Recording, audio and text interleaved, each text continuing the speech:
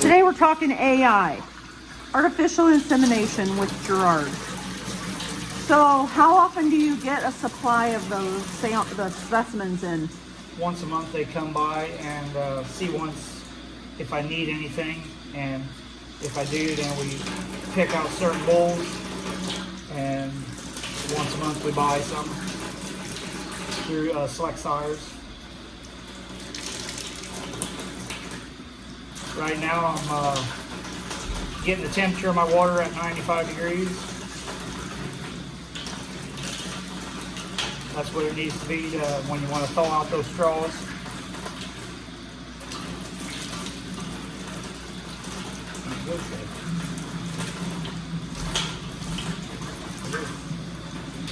How many cows are you breeding today?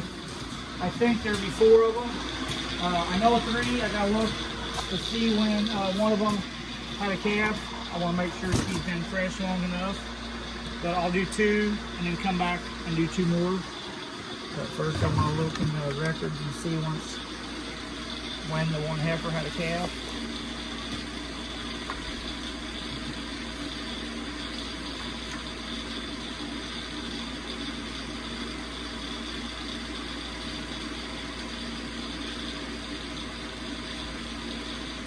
Yes, she has had a calf long enough, so I will do 2 and then 2 more. The semen comes in plastic straws, and it's stored in this container of liquid nitrogen.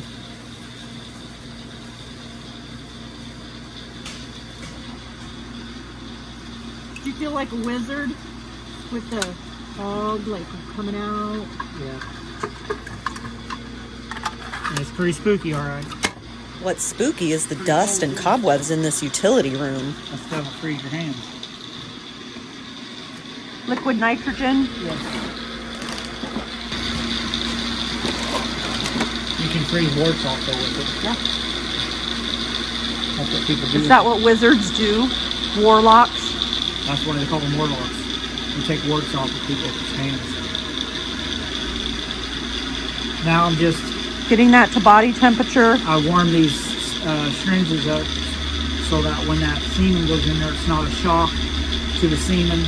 If this was real cold, that could kill the semen. Have you ever speared yourself with one of those? When Because I put them of how down in you my put shirt, them? sometimes they do hit my skin and cut my skin. Job hazard. Sometimes you gotta take one for the team.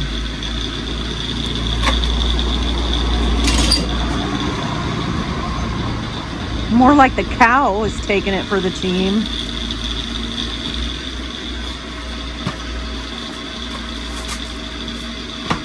At least today it's a little warmer. It won't be so A cold. lot warmer. It won't be so cold going out there to breed them. Because they're going to roll my sleeves up so that I can get inside the cow. Now, you guys start your breeding in November, correct?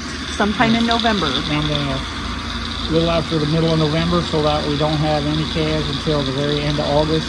We're going to get through the summer heat. We quit around August 20th. We quit breeding from August 20th till about November 20th. That way, no calves through the summer heat. So, John, have you given it any more thought? Well, if I can get off work, I'll go. Alex would like you to go. If you could, then he would have somebody to ride back with. I would really like to go. Oh, that's awesome. I mean, yeah. To what? There's a AI school down at Salem on the 6th and 7th, I think, of February. On a Thursday and Friday. All day Thursday and a half day Friday. Is that put on by Select Sires? By ADS. And that would stand for? American Breeders Service, I think. American Breeders Service. Anyway, ABS. Right there. Oh. Okay. Right.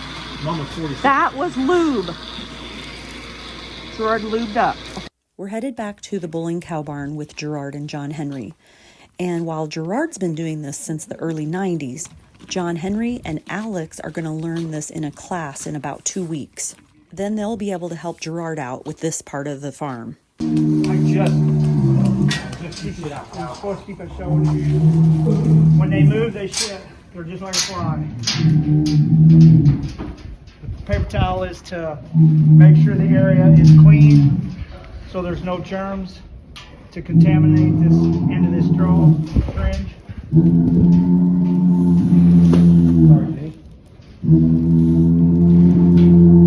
Now, me being of a shorter person, sometimes I have to stand up on a gate.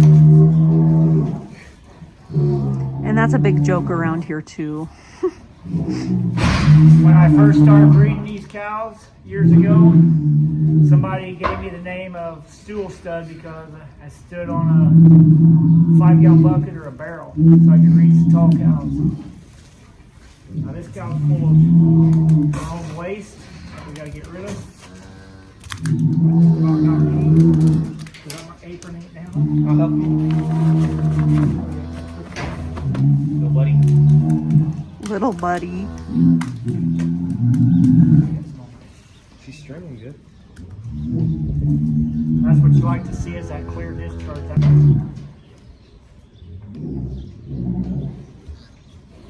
Cool. Now there's a gate there. And you just go with the bowl? No. Oh. Oh yeah. 4, 2, 2. You didn't have a straw or something? No. You're gonna go back and get 2 more? I'll get 2 more. I don't usually do. I'll do 3, but not 4. What are you using? Sertoli. Sertoli? What is it? Sertoli. Sertoli. Lexar. Have you used Sertoli before? Yes, I've used a lot of him. What about Sir Ronnie? Because you guys got a lot of that around here. That's Sertoli. It's the same bowl. I have used Sir Ronnie.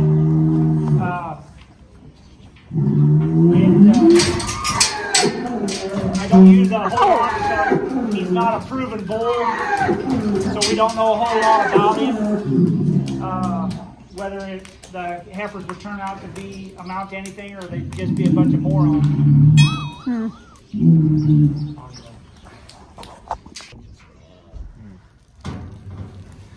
So you feel for the cervix. Oh, Back on the gate again. At least I don't have a walker. That's one that goes forward and back non-stop. You try to walk these gates and keep up with them. That's not the easiest thing to do. Wrong in there, cow.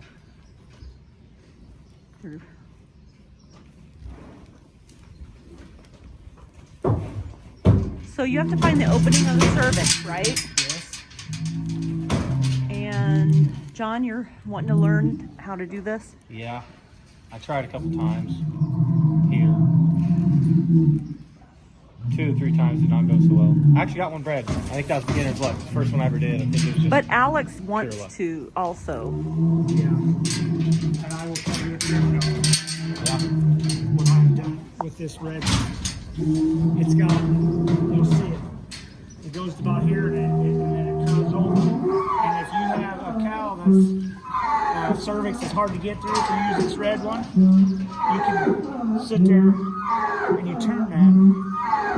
See that how that's bent? You can turn that back and forth, and sometimes you can get it to work through the cervix. But I have had the cervix in an L, where it's like this and then goes down, and you got to actually take your hand and you got to straighten that up, and then you got to work that syringe through there. But if you got that bent a little bit, you can kind of corkscrew it into that cervix, and it really does make a difference, big time. Now Gerard is preparing the next 2 straws or syringes. This is the semen, not sample. Words. That shows the name and the number of the bull.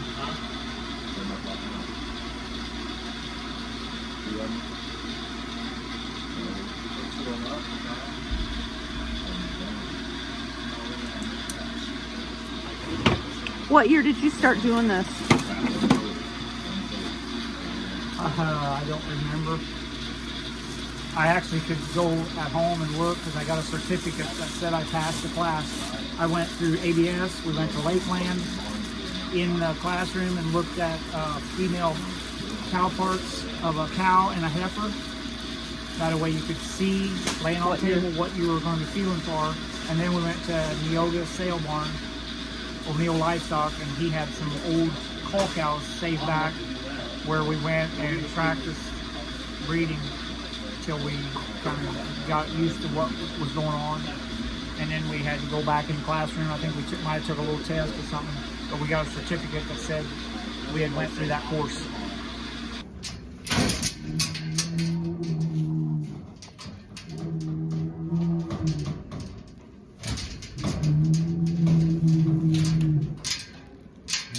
If the cow is too full of poop, then Gerard has to clear some of that out so he can feel the cervix.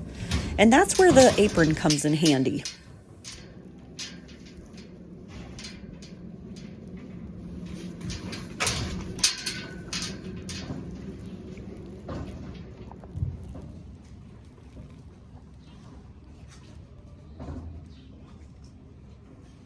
This here heifer, she's only had one calf, so she'd be like a first calf heifer, first lactation.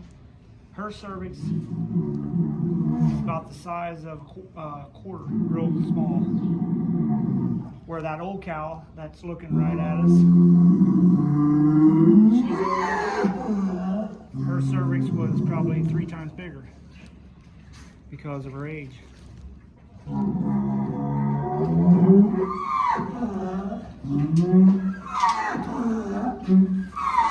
When you're reading them, you can feel that steel strings go through 3 rings.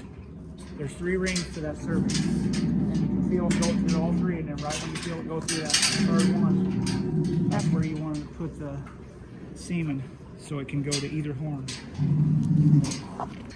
Okay, this is the 4th and final cow of the day.